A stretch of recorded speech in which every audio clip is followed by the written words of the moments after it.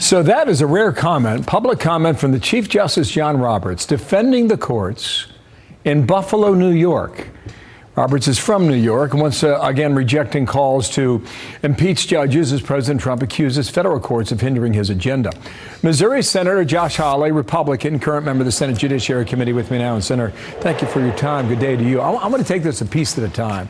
Take Roberts' view first. He talked about checking the excesses of both Congress and the president. What do you think? Do you think is that being conducted in a fair way at the moment? Let's start there.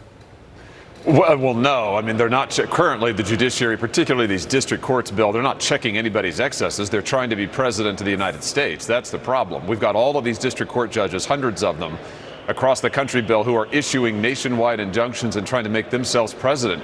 They didn't get elected to anything. They got appointed to judge and enforce the rule of law in their districts. They're not doing that. But also, can I just add, when the Chief Justice says that we need an independent judiciary, sure, of course, that's why the Democrats' efforts to pack the judiciary, to pack the Supreme Court, which they still want to do, Bill, that's why they're so incredibly dangerous. There's only one party here that wants to undermine judicial independence.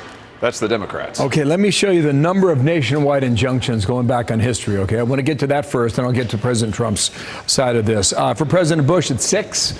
President Obama's 12. Trump first term, 64. Biden, 14. And right now in, what is it, Dana? Is it 110 days, 115, 120? He's at 17 right now. So is the Supreme Court moving fast enough in the current climate? No, I'm surprised the Supreme Court's letting this go on, Bill, and here's why. These little district court judges, these judges are essentially acting as if they're the Supreme Court. I call them little. It's because they've got a narrow jurisdiction, and yet each one of them, so many of them, all 17 you just pointed out, they want to act as if they're the Supreme Court. Really, they want to act as if they're the president. This is why I've introduced legislation, Bill, that would stop nationwide injunctions, ban it. We just shouldn't allow district court judges to try and set policy for the entire nation. I don't think the Constitution allows it. We ought to make that clear in the law. Okay, 2 more things here. Our poll that came out in April, we asked the American people whether or not this was federal district judges using the power legitimately. 58% said they agreed with that. 58% legitimately exercising power.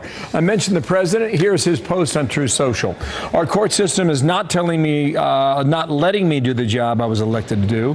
Activist judges must let the Trump administration deport murderers and other criminals who have come into our country illegally and without delay. Just react to that on its face, Senator. Well, it's totally understandable, and he's totally right. And here's the reason why. Our system says that the judiciary has the right and has the responsibility to decide cases in front of it. What they do not have the ability to do is to try and set policy for the entire nation.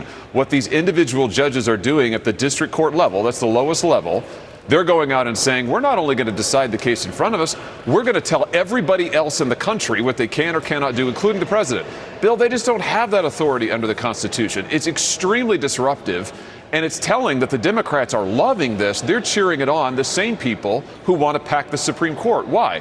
Because they want to undermine the system. We're trying to preserve it. Josh Hawley, thank you for your time.